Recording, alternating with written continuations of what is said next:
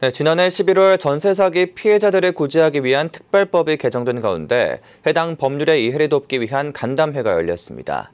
이 자리에서 LH공사 관계자는 특별법을 통해 불법 건축물도 매입이 가능하고 전세 사기 피해자들에게 최장 10년간 거주 안정을 보장할 것이라고 강조했습니다. 보도에 조성협 기자입니다. 지난해 발생한 연희동 일대 전세 사기 사건, 피해자만 80여 명에 달합니다. 대부분 1990년대생으로 1억 원 이상의 피해를 당했습니다. 이런 가운데 서대문 구의회 김규진 의원의 주재로 전세 사기 피해를 지원하기 위한 간담회가 열렸습니다. LH공사 김영석 차장은 전세 사기 특별법의 기본 내용은 LH공사가 피해 건물을 매입해 피해자들의 거주 안정성을 보장하는 것이라 밝혔습니다. 그러면서 개인이 가장 먼저 할 일은 전세 사기 피해자로 결정받는 것이라 말합니다. 그래야 특별법 지원 대상이 되기 때문입니다. 정부로부터 피해자 결정을 받으셔야 돼요. 피해자 등은 또 안 되고요. 피해자로 결정을 받으셔야 돼요. 그래서 피해자 결정을 못 받으신 분들은 지원 대상 안타깝지만 이제 지원을 해드릴 수 있는 저희도 이제 근거가 없다는 거. 또 LH공사에 주택 매입을 요청한 후 매각 기일을 유예해야 한다고 강조합니다.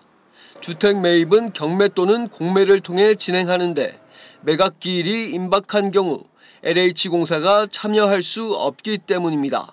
피해자분들이 1번으로 조치해야 될 사항이 경매 유예를 해달라고 법원에 반드시 신청을 하셔야 됩니다. 안 그러면 LH에 매입 요청을 해도 법원은 법원 스케줄로 진행되기 때문에 저희가 따라갈 수 없을 수도 있어요.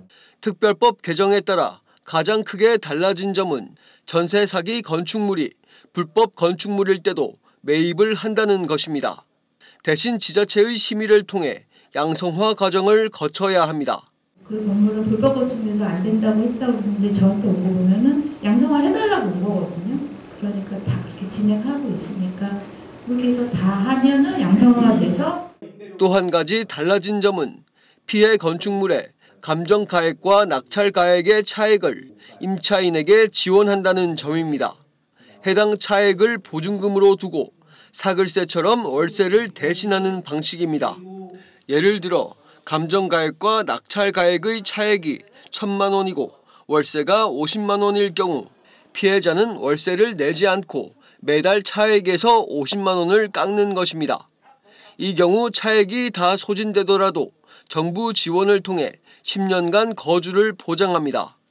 현재 전국의 전세 사기 피해자는 2만여 명에 달합니다.